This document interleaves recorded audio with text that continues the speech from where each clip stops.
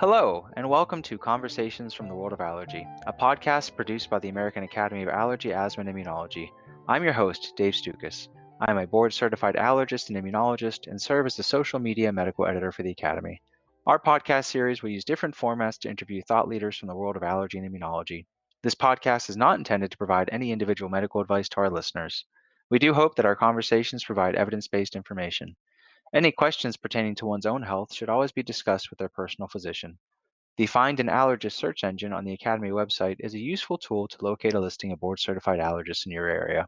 Finally, use of this audio program is subject to the American Academy of Allergy, Asthma, and Immunology Terms of Use Agreement, which you can find at www.faaai.org.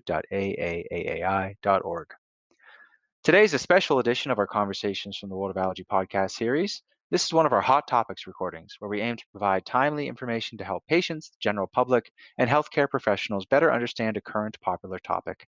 Today's episode will focus on how two common conditions, and really three common conditions, occurring in the midst of our current global COVID-19 pandemic are coinciding: seasonal allergies, the common cold, and COVID-19.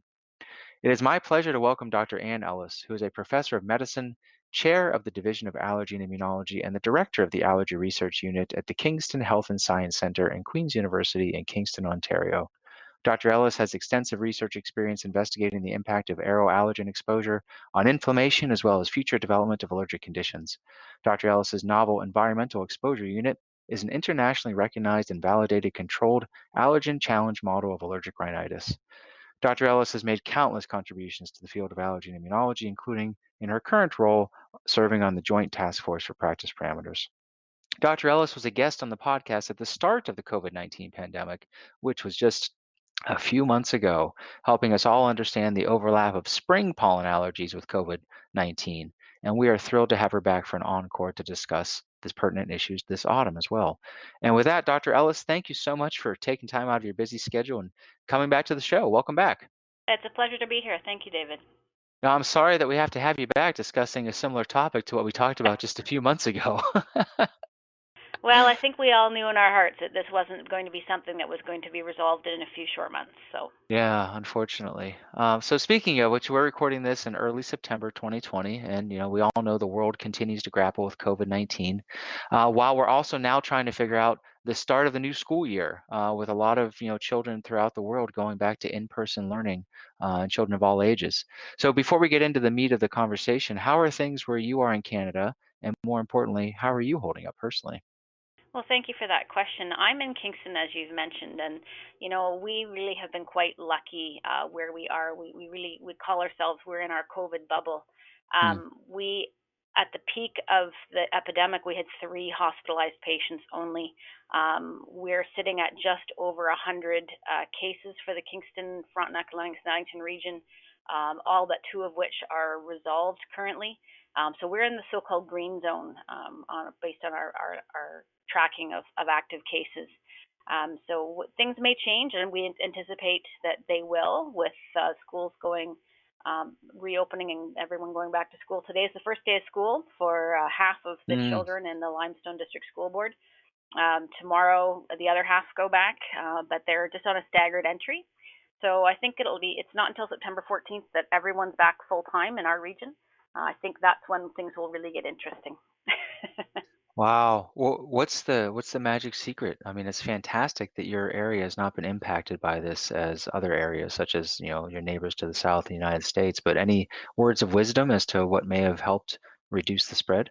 I think honestly, our citizens were just very good at following what was recommended. We had signs up. The city of Kingston actually posted signs everywhere saying, "Stay safe, stay home."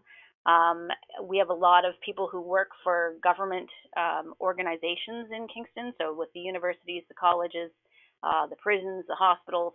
A lot of us have, employers that fully supported everybody converting to work from home, and kept people employed, which I think makes a big difference as well. And just Mm. in general, I think we really took it seriously in our community, and I think that made a huge difference. And we stopped. We didn't want to expose ourselves to the hotbed areas. So a lot of us just said, "That's it. We're not going to Toronto. We're not going to go to Montreal. We're just going to stay put." And I think that really made a big difference. Oh, well, I'm so glad to hear that you've stayed well and your area is doing quite well during all this.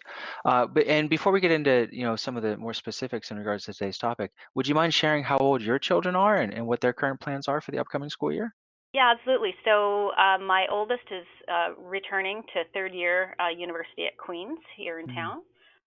My second oldest is just moved in yesterday to her new place in Ottawa, and she's going to be studying nursing there. And then my youngest is going into grade four, and her first day is tomorrow. Oh, wow. So that's a lot of activity at the Ellis household right now.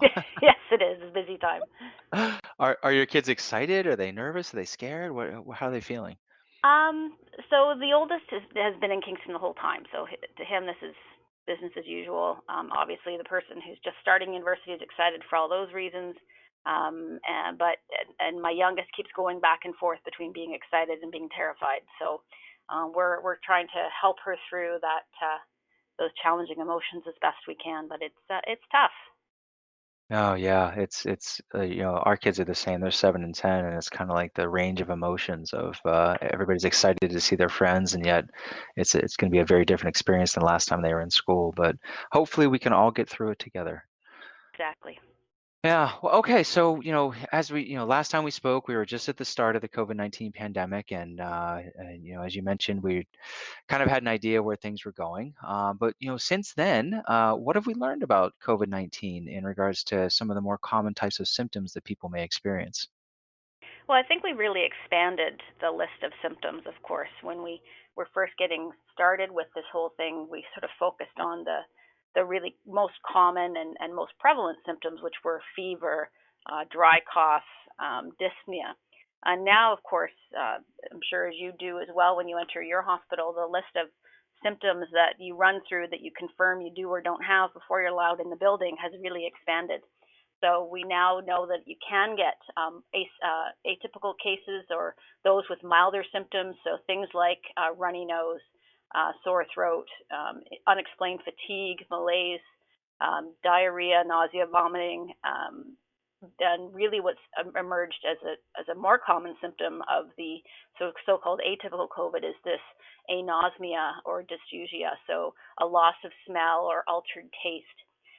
So we really had to expand our list of things that we are paying attention to as ways that could be a possible way that COVID would present. So it does make it a bit more challenging when there's more symptoms on the list that we have to be vigilant about. Yeah, I mean, it pretty much covers everything. Which- Yeah. so yeah, challenging indeed. Now, but what about some of the typical symptoms that somebody with seasonal allergies or allergic rhinitis? What do those symptoms look like? So there's certainly some overlapping symptoms, but there's others that really we think of as sort of hallmark of allergy.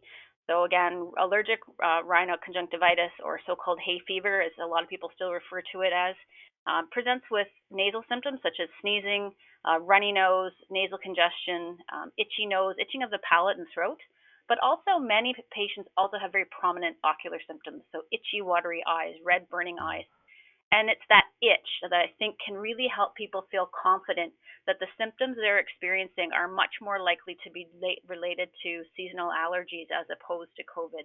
That's one thing that has not come out at all, particularly. I mean, there is some cases of, eye irritation, and obviously the runny nose is there, but that itch really is a hallmark of allergy, I find.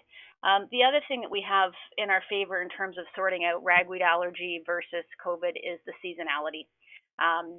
We know at least locally, ragweed season starts like clockwork on August 15th every year, and it'll go through to our first frost, so somewhere to mid to late October, with the peak of ragweed season happening usually in the first or second week of September, and it comes back year after year in that exact same time frame.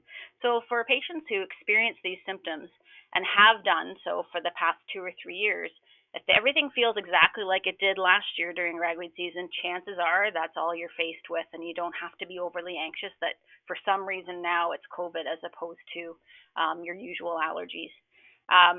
Depending on where you are, and I recognize this podcast is heard across North America, everyone has different access to testing.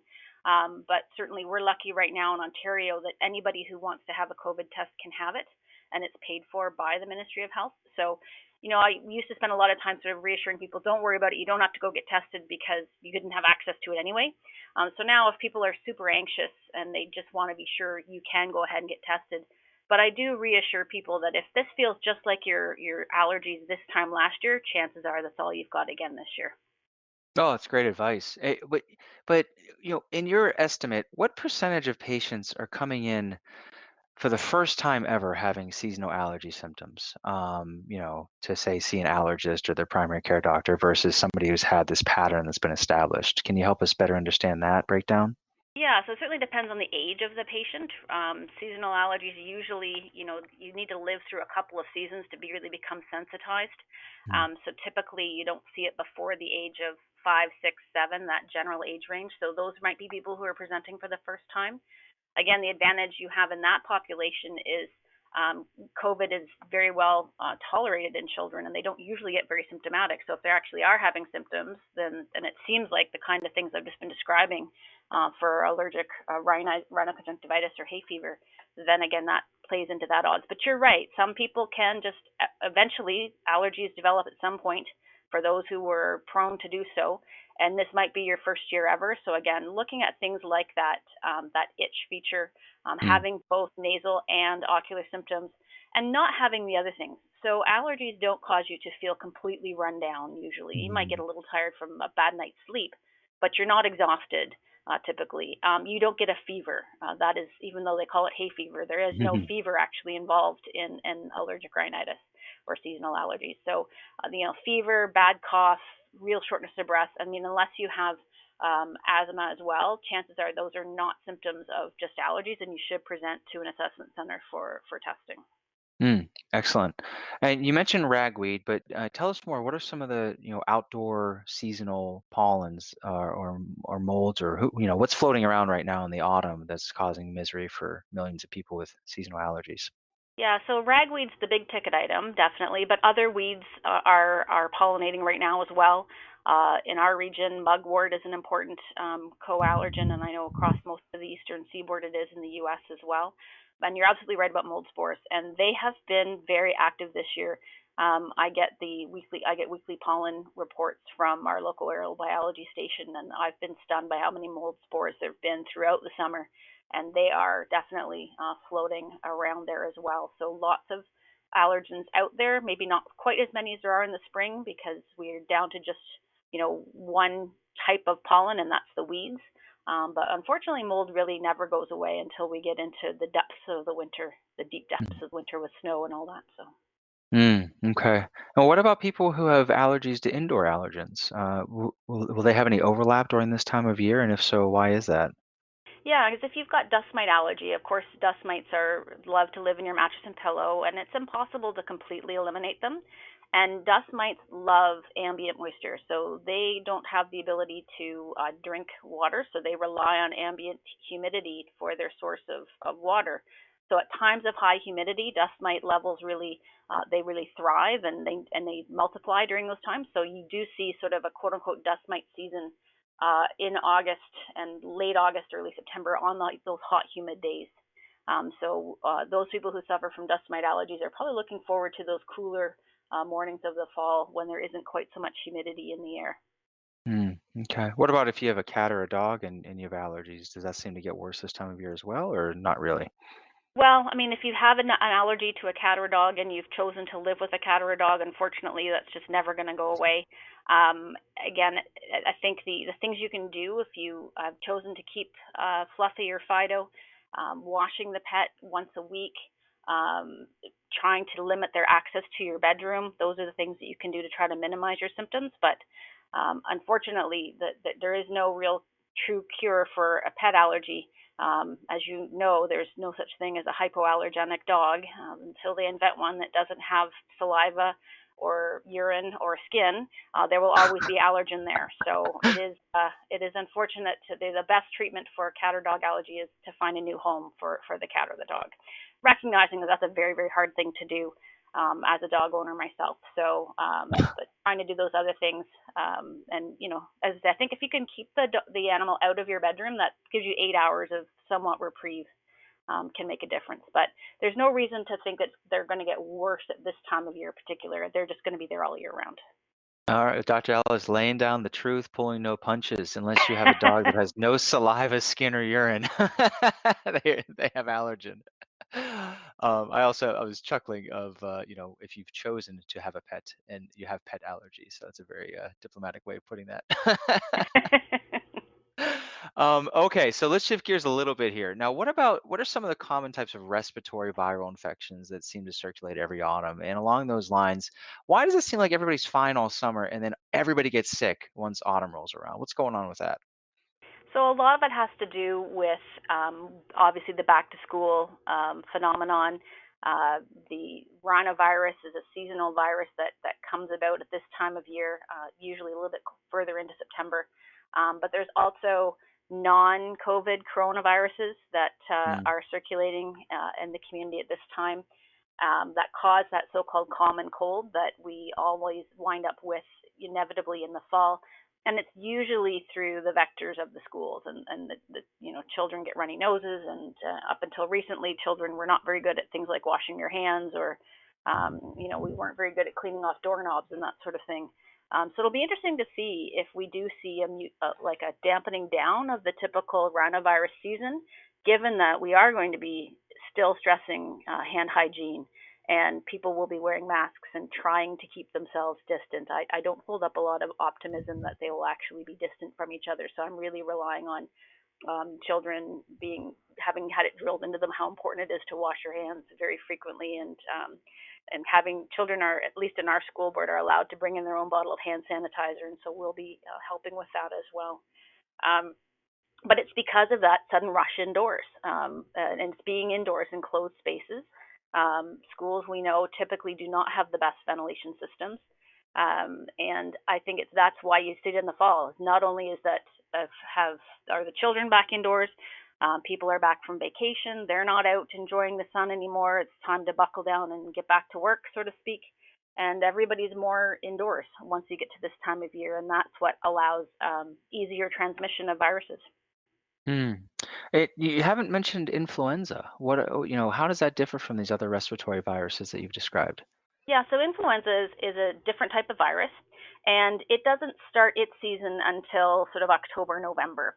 That definitely, it has its own season. It really peaks in December, January, February. There's two types of influenza that I don't think we need to dwell on, the differences between A versus B. But the difference with influenza compared to the rhinovirus or the so-called common cold is it ends up being a much more severe illness usually. Common cold, as you know, you can self-recover just with time and rest and looking after yourself.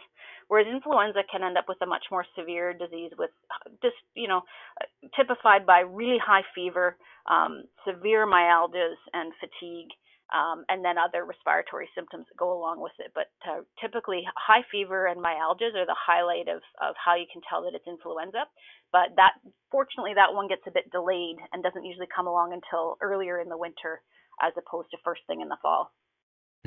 Okay. Now, you've touched upon this a little bit, and in regards to just our basic understanding of transmission of viruses and things along those lines. But specifically with COVID-19, can you describe how that is spread from person to person, and then really talk about some of the basic measures, or re-emphasize some of the basic measures you've already mentioned that we can all do to help limit the spread? Yeah, the vast majority of the data supports that COVID-19 is a droplet transmission.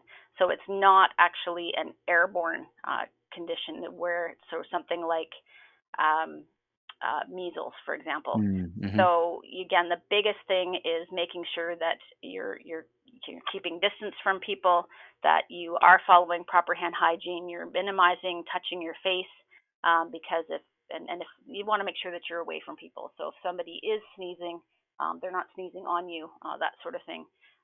Masks are suggested as being an extra step, that every little bit, it's one of these things where every little bit helps, right? If you're trying to be looking at a mask that is absolutely positively going to make sure that you're fully protected. Those N95 masks, one, are in short supply, two, are really just not practical to be wearing all the time. So that's why the public health message has been the trifecta of, first and foremost, good hand hygiene, like super good hand hygiene. Secondly, physical distancing, and thirdly, the masks. So it is a droplet transmission, though. There's some new data now saying that we don't need to be quite as worried about fomite transmission. So that is somebody with COVID having touched a door handle, and now you touch that door handle. Nevertheless, I think it's fine to be prudent, and we're still doing, particularly in the hospital where I work, we're still doing the re-sterilization of workstations before and after we start a shift in a shared clinic space, for example. And obviously, depending on where you work, we don't take any unnecessary precautions. We take all precautions.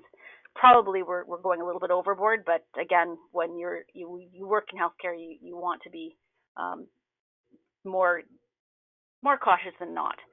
But I think the important thing to recognize is that this is still considered a droplet transmission as opposed to something that's actually aerosolized. And I want to follow up with two important points on that one, because I love the way you've described it. One is with respiratory droplets. So with measles, theoretically, that means somebody with active measles infections, if they're in a room and then you walk into that room, that measles virus can remain in the air for some period of time that you can then breathe in. Whereas, how is that different from like a respiratory droplet transmitted disease like COVID-19? That's a great way to clarify it. So yes, you can't just pick up COVID from walking into a room where somebody was there 10 minutes ago and breathed into that air. The COVID really is mainly transmitted through this droplet manner, which means you have to have contact with it somehow. So whether that means that you go up and somebody sneezes and they didn't cover their mouth, for example, and that manages to get that cross that 6 feet distance to you, that's how you're getting it. Or if you're close personal contact. So the most common route of transmission is actually household members. So somebody has contracted it from travel or wherever the original source was. Household contacts, unfortunately, they just can't keep that kind of distance, and it's almost impossible to not have something that's transmitted through droplet means not transmit it. But again, you can do it if you are really being good at super hand hygiene. And if you can physically distance from your spouse, which can be hard to do, but it is important that you don't get it from breathing the same air as somebody with COVID. You have to have that close contact. Yeah, and some people may be using this as an excuse to physically distance from their spouse, Yeah. I suppose. And the other thing I want to touch upon, which I love how you describe this, it's not one measure. It's not just like, one thing is going to prevent the transmission of COVID and end this pandemic. It's really a bunch of little basic steps that sort of aggregate together to help reduce risk. And along those lines, in the United States, especially, face masks have really become a politically divisive topic. It's quite amazing what this has done. But taking politics aside, can you just explain to us from just a purely medical and public health standpoint, what's the purpose of wearing face masks during this pandemic?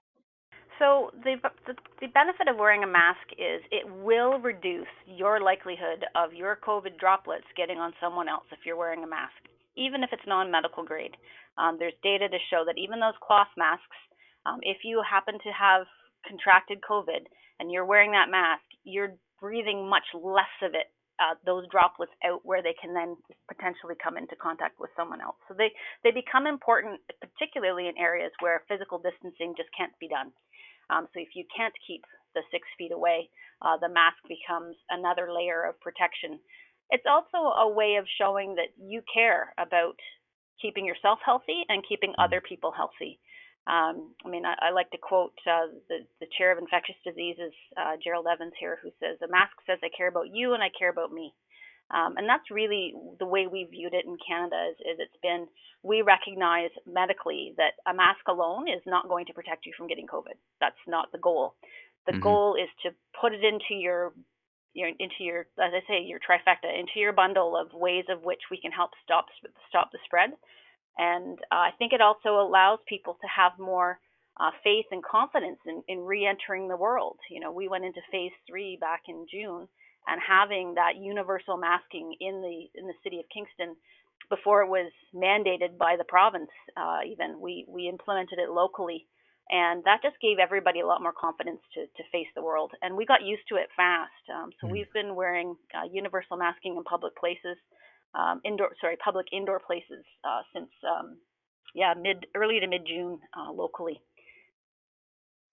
That's a great description. Yeah, I recently heard the head of the World Health Organization refer to it as respiratory etiquette, which I Yeah. thought was just a, So a lovely way to say, "Hi, I care about you. I care about society, so therefore yeah. I'm wearing a mask."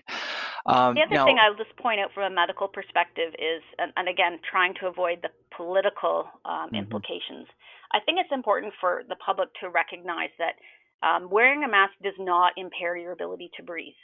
mm-hmm. I'm sure you've seen there's lots of, surgeons wear masks all day, every day, and they don't fall over from hypoxia.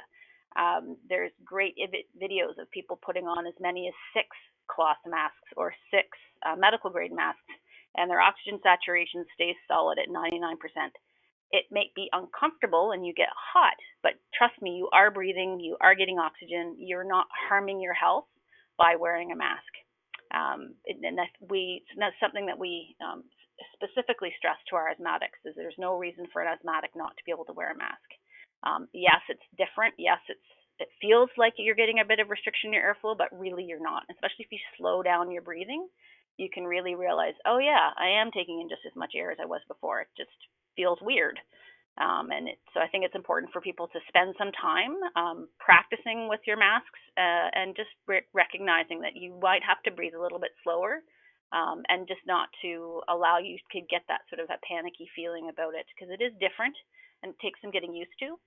But I mean, now that we have universal masking, even in non-patient care areas of our hospital, I'm wearing one more often than I'm not, and I've really gotten quite used to it. No, that's a great explanation. And I used to hate wearing a mask when whether it's, going to see an inpatient consult where you had to, protect them and all that other stuff. And it would really, I felt like my airflow was restricted. And the first couple of days where we were doing masks in the office and seeing patients back this summer, boy, I did feel it. And then I realized that it was really just the sensation of having that covering on my face and it wasn't causing any real issues from a respiratory standpoint. And then, like you said, I got used to it. But, it's important to recognize that because it does take a lot of getting used to. Yeah, and that's why we've been trying to, certainly in our family, we've been encouraging our children to practice in the summer Mm. with the masks, knowing that was going to be their reality. Taking them out more often to the grocery store rather than avoiding bringing them with us, so that you get chance to just get used to it. Because if you went from 0 to full time masking the first day of school, it's not going to be as much fun. Yeah, along those lines, any other tips to help, get kids involved in either choosing the style of mask or getting used to wearing it? Yeah, I think involving your child in the decision about which masks you're going to buy, let them pick it out. Make sure it's a design that's of interest to them. That makes a big difference. Having them with you when you're shopping around or shopping online, is what I tend to do. But and also just making sure that they know why it's important and to sort of and children are a lot smarter than we often give them credit for. And as you'll see, any child who has a medical illness that actually requires them to wear a mask, they get used to it very fast. And hmm children are a lot more resilient, I think, than parents often give them credit for. And if you explain to them carefully why this is important, and that yes, it's hot, and yes, it's a bit of a pain, but you'll get used to it. And just like we've got used to Zoom, Google Classrooms, and things like that. You do what you have to do, and it's. I mean, some children just take to it and like, okay, that's what I'm going to do, and others take a little bit more coaxing. hmm But at the end of the day, as long as we're the ones supporting them through it and trying to, as best we can, explain why it's that important, I think they'll almost any child will come around to it. I mean, there's obviously going to be some exceptions with developmental delay and etc., but that's not the majority of children. Sure. Yeah, I remain hopeful that once they're with their peers in the classroom setting and they see everybody wearing masks, and plus, teachers are so fantastic for so many reasons, but they really know how to, get through to children at an age appropriate standpoint. That's why they're there. Yeah. So I remain hopeful that that's going to help improve mask wearing among children of all ages as well. And, I may be proven wrong in the coming weeks, but we have that to look forward to as well. Yeah, we will know more as it all unfolds. Oh boy, we'll probably have you back in like 2 weeks just to talk about. Okay, Dr. Ellis, this has been fantastic so far, but if you're ready, I need to ask you some of the tough questions, and questions that Okay. you may not have an answer for, but I think we need to discuss them and really hear your perspective as an expert when it comes to this. And what you've discussed so far are really three major things, all coinciding at the same time, that can cause overlapping symptoms this autumn. We have seasonal allergies, we have COVID-19, and then we have the typical viral upper respiratory infections. You mentioned itching before, but other than that, how the heck can anybody tell these apart from one another? So again, when you have a viral infection, whether it be COVID or rhinovirus, you get other symptoms that you don't get with allergies. So that sore throat, the feeling just really dragged out and unwell.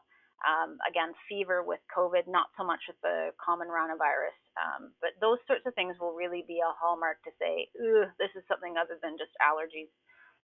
It's going to be challenging for schools because they don't know a sneeze from being from a cold versus allergies versus not. So I think we're all going to need to have a little bit of patience and understanding with each other.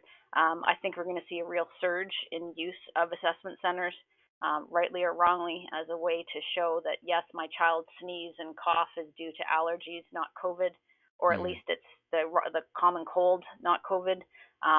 Every school is going to have their own school board is going to have their own policies around that. I mean, I know we've been given very clear guidance. If you have any of these symptoms, you're not going to school. If you're well when you show up at school, but then you get symptoms while you're there, you're going to be sent home. And I think I really hope, I don't know exactly what your situation is like across the various states, but I really hope that there is good access for testing because testing and a negative test and a rapid turnaround that allows that child to get back into school is going to be so key for being able to make sure there's actually children in the schools now that we've reopened them. And it's going to be anxiety provoking. I'm not going to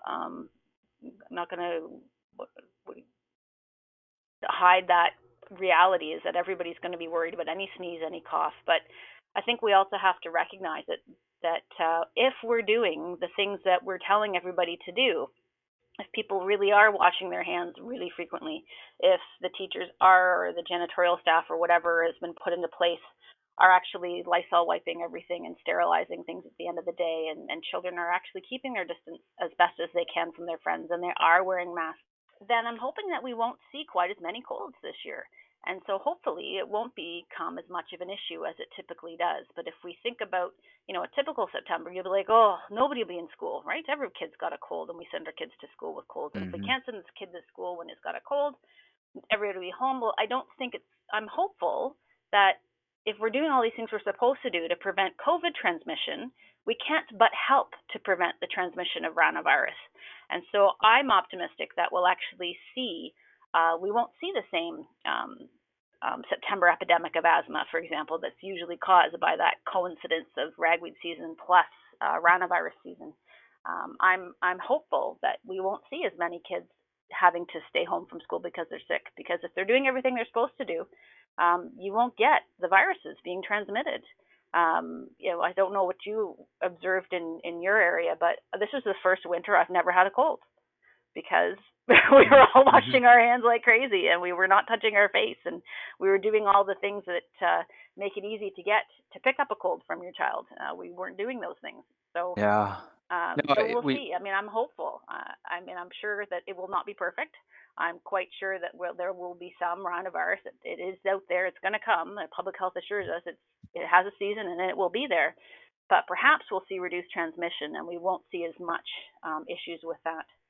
But again, I think it's going to come down to hopefully you're in an area where you have rapid access to an assessment center so that you can find out for sure one way or the other and take the appropriate steps so that if you do need to self-isolate for 14 days because it is COVID, you'll find that out fast and it won't get transmitted to all the other kids in the school, for example. Mhm. So I think that's going to be the key, and I know that's going to be region dependent. But if in doubt, and you don't have access to testing readily, then the safest thing to do from a public health perspective to protect the other children in the school would be to have your child stay home. Okay. No, that's a wonderful sort of explanation of the overlap of these and really the nuances involved in trying to figure this out. It is going to be an interesting thing to see how this really plays out in real time across the world, really. But what are some steps that patients that have known seasonal allergies or asthma, um, what can they do now to help them prepare for this inevitable occurrence of symptoms this autumn? So get on good treatments. We have safe and effective therapies to treat both allergic rhinitis and asthma. It's even more critical for our asthmatics to be taking their controller therapies, whatever that has been chosen for you by your physician, whether it be in your inhaled corticosteroids or other controller therapies. It is important that you really stay on them. You want to make sure that your asthma is as well controlled as possible. And similarly, if you do tend to suffer from hay fever, we've got so many good treatments. We've got safe second-generation antihistamines that are safe to use daily if needed. We have safe nasal steroids. There's no indication that nasal steroids is going to increase your likelihood of contracting COVID. Treat your allergies, minimize your symptoms, and then that will minimize the concern when you do have symptoms. Because if you're on all your therapies, you'll hopefully be less or even asymptomatic, and therefore you won't be getting the stink eye from the other people in the room when you're sneezing and coughing. But I think it's important to recognize that there's no reason not to take antihistamines and nasal steroids for hay fever. There's no reason not to take inhaled corticosteroids for asthma. If anything, now's the time to really be ramping up our treatments to make sure everybody is as stable as possible. Excellent. What about from our standpoint? Is there anything that allergists can do to proactively help our patients? Yeah, I think now's a great time to actually identify people who should be moving on from pharmacotherapy. Allergists have the unique ability to get to the root of allergy and actually change the underlying immune system through Mm. the various immunotherapies we have at our disposal now. As you know, for over 100 years, we've had subcutaneous immunotherapy as a treatment option. And now we have many sublingual immunotherapy tablets that can be used, which are very appealing to the pediatric population because obviously kids are the ones who are less likely to sign up for weekly needles. And they're safe, effective, and can actually, really treat the underlying allergy so that you're actually training your immune system to ignore the things you're allergic to rather than continuing to have allergic reactions to them. And we can get people so that they don't need to take nasal sprays every day for the rest of their life. So now's the opportunity to really tune in for definitive management of your allergies. And would something like that really improve somebody right now this season, or is that more of a long-term No, option? unfortunately, it's a longer-term process, depending on which route you're looking at. So for injectable immunotherapy, again, it's usually weekly injections for the first 4 to 6 months, followed by monthly maintenance injections thereafter. People really notice the real improvements for sure when they get to those monthly maintenance doses. For the tablets, again, you treat either pre and co-seasonally, or for the dust mite tablet, it's year-round. The onset of action for the tablets, obviously, you're taking them before the season, so the idea is that you're treated before you get into season. For the dust mite tablet, people notice improvement in their symptoms usually around the 3 to 6 month mark of on the tablets. Obviously, there's issues around insurance coverage and whatnot that we all know how to navigate more than we wish we wish we knew. Hmm. We wish we didn't know so much about it. But again, it is a way to get to the underlying problem that's driving your symptoms in the first place. But yes, you're right. It doesn't work right away. And then have you had any other either conversations with families about how to navigate these nuances, or are you providing letters that say, hey, if Johnny sneezes, it's because he has ragweed allergy, or if he coughs, it's because he has asthma, or is there anything else that allergists can do along those lines? Certainly, we can provide medical letters to help teachers be reassured that we know this patient and we know this patient suffers from allergic conditions. Can sort of cut both ways Hmm. because really, I'm always a little bit cautious about sharing medical information outside of the circle of care, if you will. But if it makes a difference to allow that child to stay in school, I'd be happy to do that. But again, I think the problem is at the end of the day, you can't say from looking at a sneeze, oh, that was a ragweed-induced sneeze Hmm. versus a COVID-induced sneeze. So I think we will. I mean, I think we want to make sure that our patients have access to their medicines, and that's something I write letters for all the time, so that they can have medicines at the school. And if saying that this person's always going to sneeze until the first frost, that might be reassuring as well. We'll see. I haven't had any requests for that specific type of letter yet, but I sure have been signing a lot of medical forms for the usual, right? So not only asthma inhalers, but EpiPens and other epinephrine auto-injectors and that sort of thing. So far I haven't been asked for that type of letter, though, about it's okay if this person sneezes. So Yeah, you're right. It is a tricky situation, that's for sure.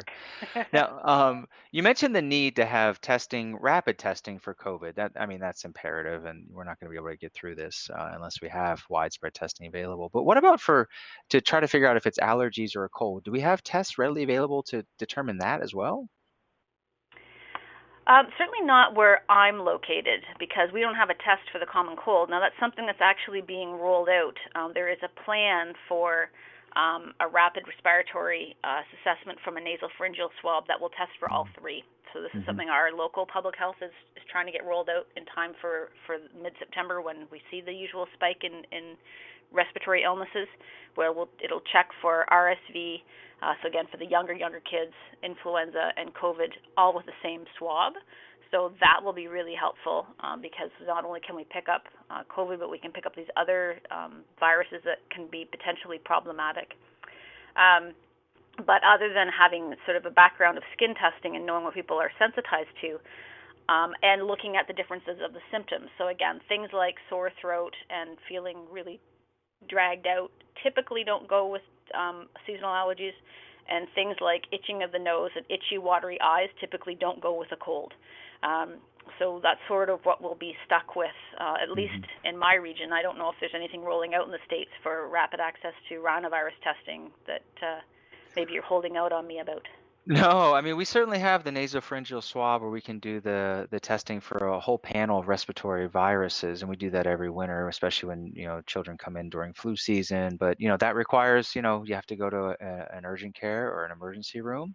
These aren't readily available at physician offices or point of care. It costs a lot of money. The current debate here in the United States is which viruses do you include right now? We need to put COVID-19 on there as we have other coronaviruses, but every single virus you put on there, it delays the time until you get the results, and it adds cost. So it's not easy to sort out, but that's what we have right now. Yeah, and we're working on. I know there's a like similar something to a fecal blood test that you can mail out to a patient, where they can just prick their finger, put it on the card, and mail it back in to be analyzed for COVID. But that hasn't yet quite hit the ground. So I think, and again, we want to make sure we understand the performance characteristics of these tests. The good thing about PCR tests from the nasopharyngeal swab, we know what that means.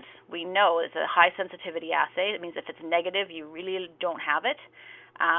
Anything new that comes along, you want to make sure you understand that, we got to have some more time with anything that's new to better understand how well it actually works.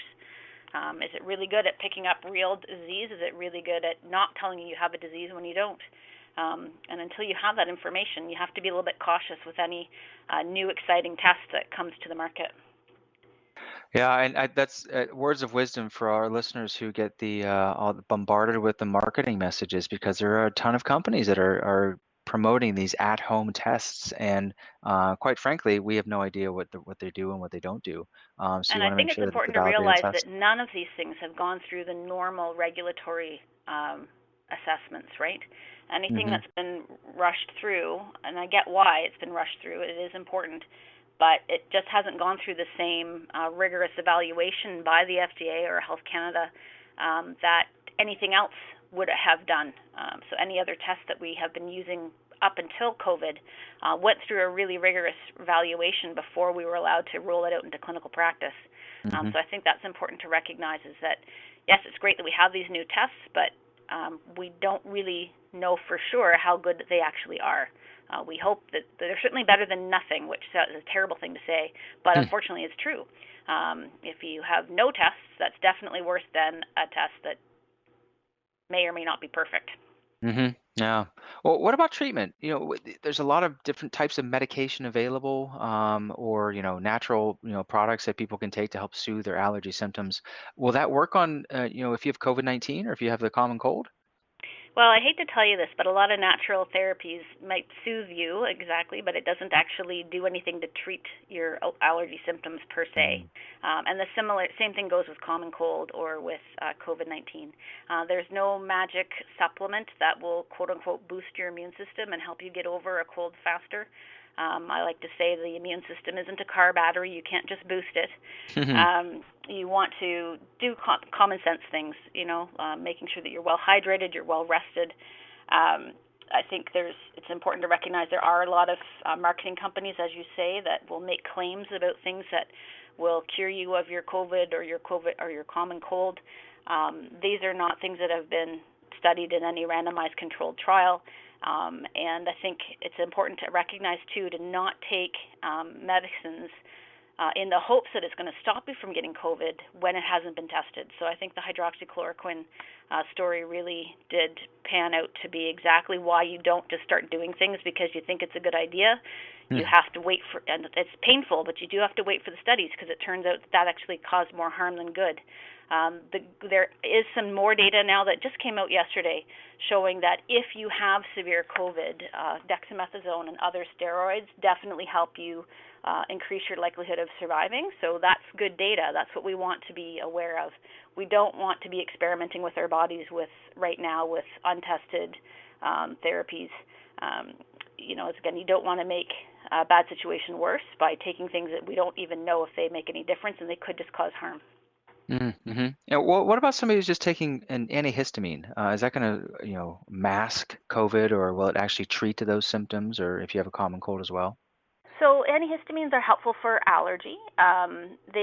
We end up taking antihistamines when we have common colds. Usually, those older sedating antihistamines that can actually cause more side effects than they cause effects. In fact, that's what you sort of rely on is the sedation that puts you to sleep, so you sleep through your cold as opposed to it actually changing anything. It doesn't help you fight off the virus at all. These are things that we take because we think they make us feel better. In fact, it's been shown that all these over-the-counter cough and cold formulations, they don't shorten the duration of your cold at all. In the pediatric population, they've actually been delabeled so that it's actually not advised to give a lot of cough and cold preparations to younger children because they're more likely to have side effects than they are to have any benefit. So again, it's a hard habit to break. You get used to picking up whatever your favorite over-the-counter cough and cold therapy is when you get a cold, but recognize that you're not making the cold go away any faster. I'm a big proponent of just looking after yourself and not taking medicines that try to slow things, make you feel better, because maybe it just slows things down and you don't get to clear the virus as quickly as you would otherwise if you're always taking things that dry up your nose. You really want to flush that virus out, let it run its course, get on with your day sort of thing. But take the day off and actually have a rest. That's really what your body needs to fight a virus. Okay, excellent. As we wrap up here, I want to be mindful of your time. As we head into flu season, it's interesting in the United States, we're actually starting to see some states or school districts mandate that every child receive the seasonal influenza vaccine this autumn if they're going to go for in-person learning. And we're going to avoid the politics of mandatory vaccination programs because that's a whole other issue that we don't need to get into. But why is it so important for as many people as possible to actually receive the influenza vaccine this autumn? Well, because of the fact that it's going to be hard enough trying to sort out whether or not this person's viral illness is influenza versus COVID. And so even though we know the seasonal influenza vaccine is not 100% effective, you can get it and still get the flu, but any reduction in the burden of respiratory illness is going to be critical to getting through what is likely to be our second wave of COVID. If we have an influenza at the same time as a COVID pandemic, we'll see those same sort of graphs we've been looking at. There'll be no ability to flatten the curve whatsoever if we can't make sure we keep our influenza numbers down as well, given how poorly some areas did at keeping our COVID numbers down.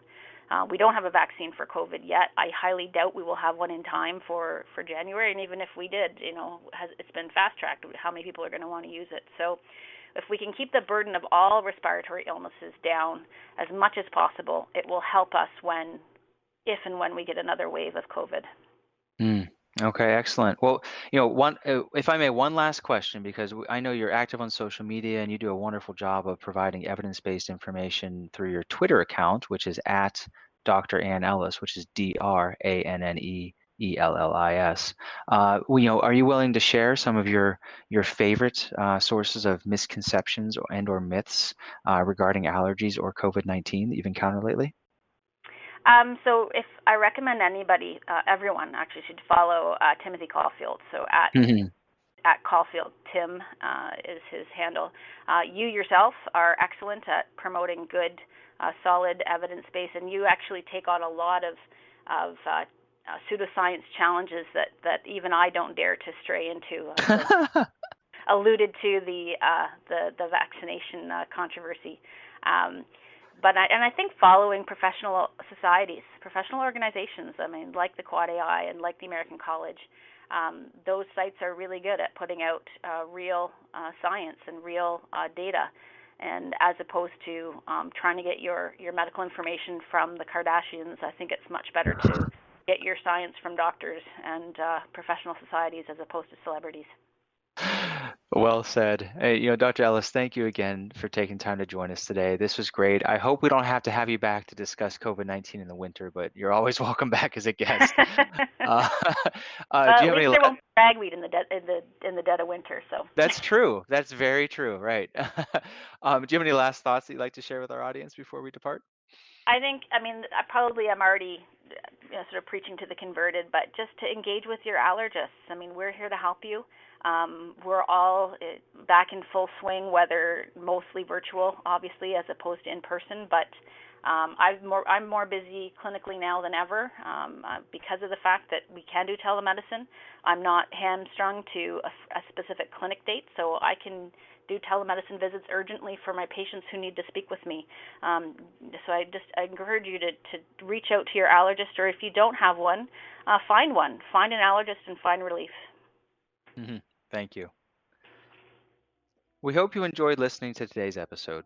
Please visit www.faaai.org for show notes and any pertinent links from today's conversation. If you like the show, please take a moment to subscribe to our podcast through iTunes, Spotify, or Google Play so you can receive new episodes in the future. Thank you again for listening.